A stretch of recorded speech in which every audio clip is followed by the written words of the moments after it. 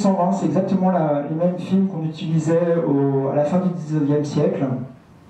Alors on avait affaire à un procédé assez long puisqu'on utilisait énormément de Polaroid et qu'évidemment les films étaient très onéreux, c'était très lourd. J'ai passé des années à charger des appareils photo pour les photographes pour qui je travaillais.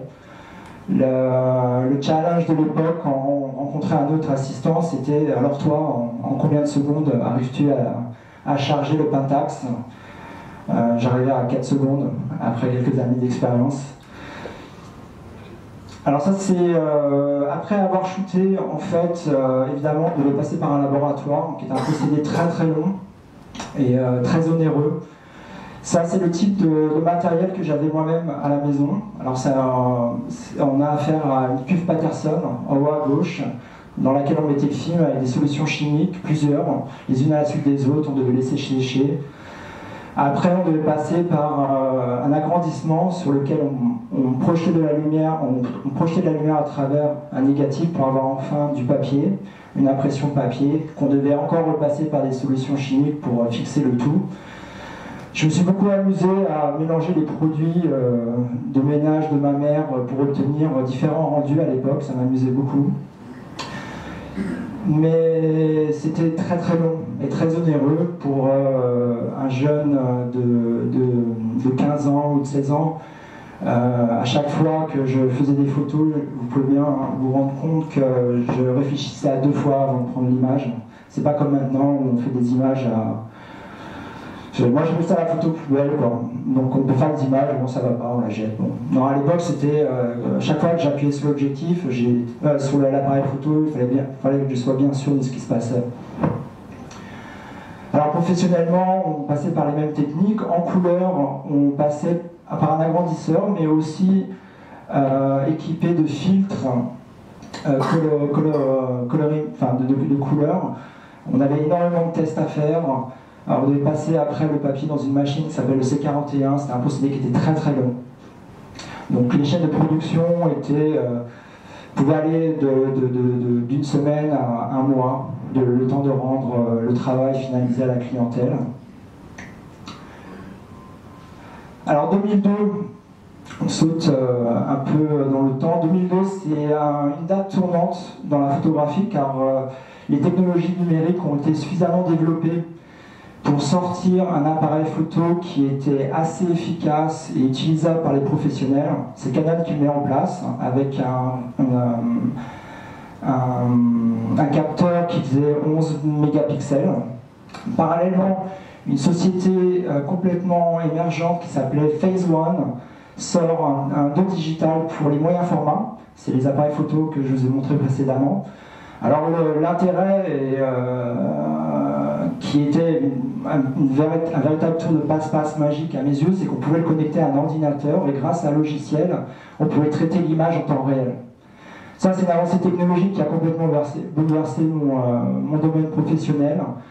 Tout le processus qui était demandé au préalable, qui demandait un temps et une consommation de produits divers très onéreux, pouvait se faire en un clic et avec un investissement qui était assez lourd à l'époque, car je crois que le dos numérique, le premier que j'ai acheté, devait faire aux alentours de 30 000 $.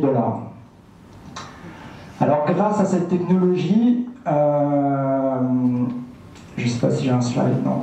Grâce à cette technologie, lors des prises de vue, on avait un opérateur qui se mettait à côté et qui contrôlait en temps réel. Avec ce logiciel, on pouvait contrôler tous les paramètres, même des paramètres qui n'existaient pas avant, tels que la vibrance, tels que la saturation, qu'on avait énormément de mal à avoir, en dehors de certains mélanges de produits chimiques. Et tout ça en temps réel, c'était assez magique. 2007, un autre tournant dans la photo, c'est le premier iPhone qui est mis sur le marché. Alors évidemment, vous connaissez tous ce personnage. Et en disant que c'était une révolution, je crois qu'il avait toujours une longueur d'avance sur tout le monde, il savait pertinemment de quoi il parlait. L'appareil photo jumelé à un téléphone a complètement transformé mon domaine professionnel. Et on est à une table tournante comment dire, dans mon métier. 2010, c'est une autre date tournante, car Canon met en place un appareil photo avec une nouvelle technologie. Et cette technologie ne fait que s'améliorer au fil du temps. Pour un photographe utilisant ce genre de caméra, il y a 4 paramètres qu'on doit maîtriser. Et la nouvelle technologie se basait sur un de ces paramètres qui est la sensibilité. Avant, on pouvait pratiquement pas faire de photos avec une sensibilité très faible, car la lumière disponible n'était pas toujours suffisante pour faire une image. Donc on avait recours à des éclairages de studio pour pouvoir pallier ce manque de capacité. Avec cet appareil photo, on peut shooter dans des très très grandes sensibilités, et ça, c'est la technologie qui est employée dans tous les appareils photo aujourd'hui, et même dans vos téléphones. Elle permet, dans des conditions de lumière quasiment exécrables, de faire des images de qualité. Donc sans rien contrôler, juste en appuyant sur un bouton, vous pouvez faire une image qui ressemble à une image. Bon, savoir si elle a l'intérêt de la puissance, c'est une autre histoire. Alors, je vais parler dans ma petite introduction, j'avais créé une société numérique. Alors ça, c'est un exemple de setup qu'on avait à l'époque. Donc vous pouvez voir que le laboratoire a été complètement réduit à quelques machines qui étaient transportables un peu partout dans le monde.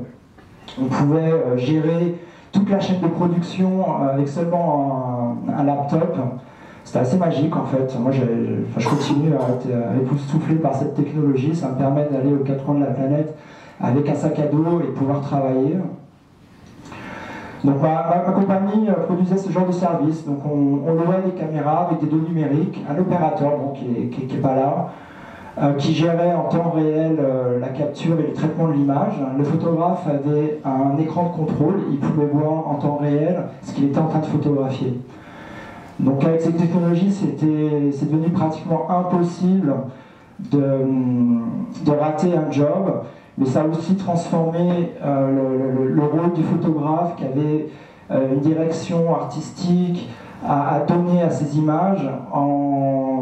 Ça l'a réduit en un simple exécutant en fait, parce que vu que le client peut voir l'image en temps réel, il peut choisir, il peut faire sa sélection, il peut diriger les travaux, alors que bon, en tant que photographe, on aime bien aussi mettre un peu de son savoir-faire et de son art. Nous sommes arrivés aujourd'hui, comme je vous l'ai expliqué précédemment, quand je prenais une photo, je réfléchissais à 2 fois. Aujourd'hui, avec les réseaux sociaux, nous avons à environ 300 millions de photos qui sont partagées quotidiennement sur Facebook et 95 millions sur Instagram, en incluant les vidéos. Ce qui est un chiffre assez faramineux. Même moi, quand j'ai fait ces recherches pour préparer ce travail, j'ai complètement halluciné. Je savais que le quota était grand, mais je ne pensais pas que c'était aussi vaste.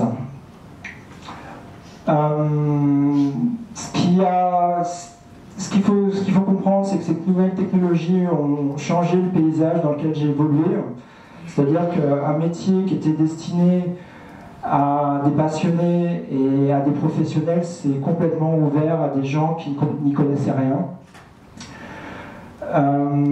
La qualité des photos ont énormément baissé. Je n'achète plus de magazines aujourd'hui, ou pratiquement pas, car je suis passablement énervé au vu des images qui sont produites. Elles sont vraiment de très très mauvaise qualité. On se demande même si les gens qui les ont réalisées ont un minimum de savoir-faire. Mais bon, c'est comme ça, il faut s'adapter. Le monde change et il faut le suivre, sinon on meurt. On est passé d'un métier qui était très prolifique, où on pouvait gagner sa vie correctement, à un métier précaire. Et aujourd'hui, les investisseurs, et je les comprends aussi, le marché est fait de la sorte, ne veulent plus dépenser autant d'argent qu'ils dépensaient au préalable. Mais bon, la photographie n'est pas simplement savoir appuyer sur une photo, c'est un véritable art à mes yeux. Et il faut savoir faire la distinction entre prendre une photo et faire de la photo. Donc prendre une photo, c'est ce que tout le monde fait quotidiennement. Allez-y. C'est ce que tout le monde fait quotidiennement. Les paramètres sont automatiques, vous ne maîtrisez rien, vous êtes dépendant et esclave de votre machine. On utilise des fils de couleur pour pouvoir un peu transformer et se donner une once de direction artistique, et il n'y a aucun travail en post-production. Faire de la photo est complètement différent. Et c'est là où l'éducation doit se faire parmi nous et parmi les gens qui ont besoin de la photo, car peu d'entre nous comprennent l'impact sur le subconscient d'une photographie et à quel point elle est révélatrice et elle peut être vendeur pour vos projets. Car faire de la photo, c'est utiliser tous les paramètres de l'appareil photo comme outil créatif. C'est-à-dire qu'on a on a un choix qui doit s'opérer à un moment donné, qui va permettre de mettre en volume et en lumière le produit qu'on veut vendre, ou le lieu. On peut maîtriser le choix de l'optique. Il faut savoir déclencher au bon moment, pas se précipiter comme bon nombre font. J'ai vu des gens, j'ai travaillé avec des gens récemment, ils faisaient 1000 images en 1 heure. Alors je ne raconte pas le travail d'édition. Moi j'étais à l'école, comme je vous expliquais, avec Jean-Baptiste Mondino. Ce mec-là, il arrivait, c'était des millions de dollars de production, il faisait une photo, une seule. On est bien loin des constats actuels. Alors je ne raconte pas les clients, il arrive, une préparation de 2 jours sur le set, Charlie Stern qui arrive.